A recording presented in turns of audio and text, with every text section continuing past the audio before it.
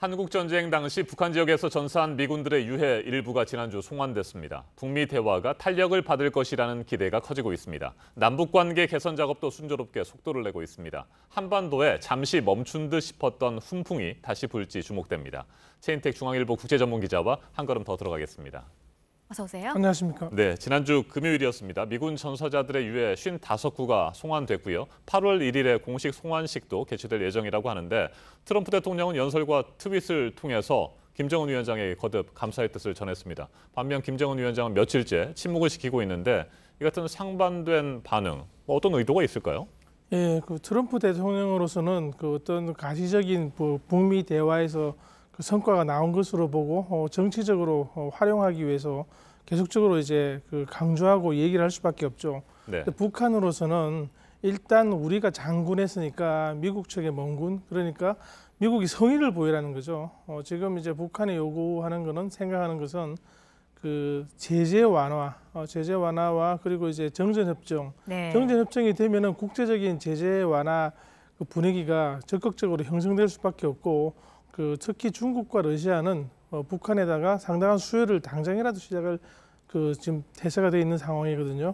그렇기 때문에 미국 측의 성의를 보이기 위해서 지금 북한 측에서는 침묵을 하고 있는 게 아닌가. 그 침묵의 무게가 트럼프의 어깨에 가고 있는 그런 상황으로 보입니다. 그리고 내내적으로 아직까지는 성과가 없기 때문에 미국이 뭔가 반응을 보여서 성과가 있으면은 그때 한꺼번에 얘기를 하는 거지. 지금 이제 일단 미군 유해를 보내줬다.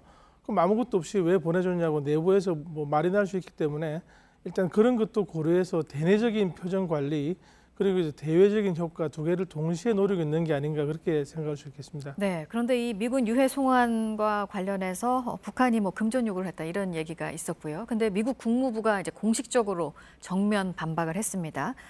유해 송환과 관련해 북한이 금전 요구를 전혀 하지 않았다 이렇게 얘기를 했어요. 그렇죠. 미국 국무부가 이제 공식 반응으로까지 이렇게 강조를 한 건데 네. 여기에는 북한이 지금 큰 그림을 그리고 있는 그런 상황으로 볼 수 있겠습니다. 특히 이번에 주목해야 될 점은 유해 송환을 비록 이제 6.25 당시 큰 전투인 장진호 전투가 벌어졌던 동해안 쪽이긴 하지만 하필 원산 갈마 공항에서 이제 유해를 실어서 네. 미국 측 비행기에 이제 보냈다는 건데요. 예. 이걸 볼 때 북한이 지금 김정은 위원장은 굉장한 관심을 두고 원산 갈마 해안지구 해안관광지구라는 걸 지금 개발을 하고 있습니다.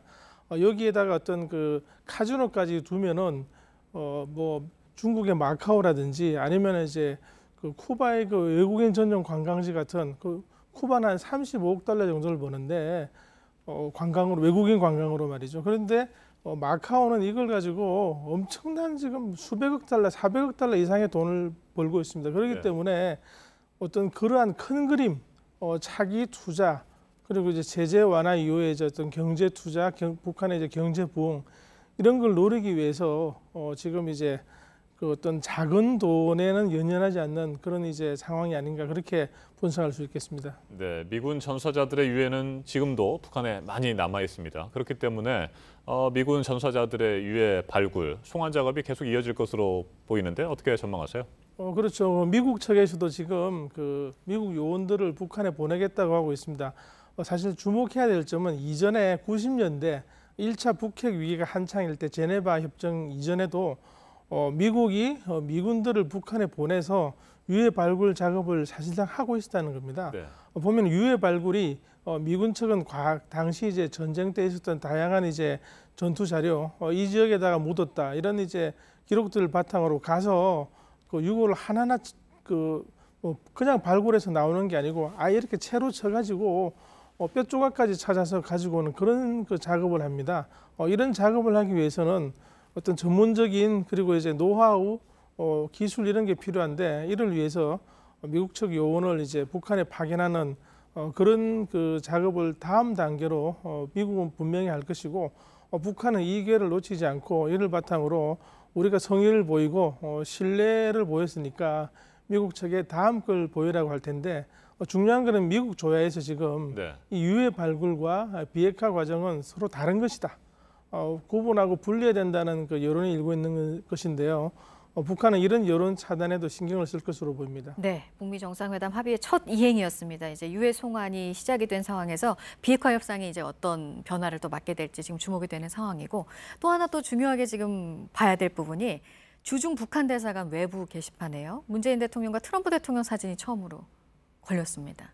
이건 어떻게 보십니까? 그렇죠. 이전까지는 북중 정상회담 사진이 잔뜩 네. 걸렸고요. 지난해에는 그 북한의 미사일 발사 뭐 이런 그 선전으로 가득 찼던 그 벽보인데요. 지난해만 해도. 예, 그렇죠. 그게 이제 남북 정상회담, 북미 정상회담 그림이 걸린 거는 사진이 잔뜩 걸린 거는 제가 볼 때는 그 북한이 대내적으로 할 수 없는 얘기를 여기서 이제 어떤 대외적으로 강조하는 그런 상황이 아닌가 싶습니다. 지금 북한에다가 이 얘기를 그 주민들에게 할 수는 없는데 대외적으로 이런 걸 보여서 서로 압박할 필요가 있거든요. 정전협정으로 가자, 제재를 완화해라, 성의를 보여라, 이런 외침을 그 베이징에 있는 북한 대사관 이제 벽에 있는 그 벽보를 통해서 활용하고 있는 게 아닌가 그렇게 분석할 수 있겠습니다. 예, 한 가지만 더 여쭙겠습니다. 내일 9차 남북 장성급 군사회담이 열립니다.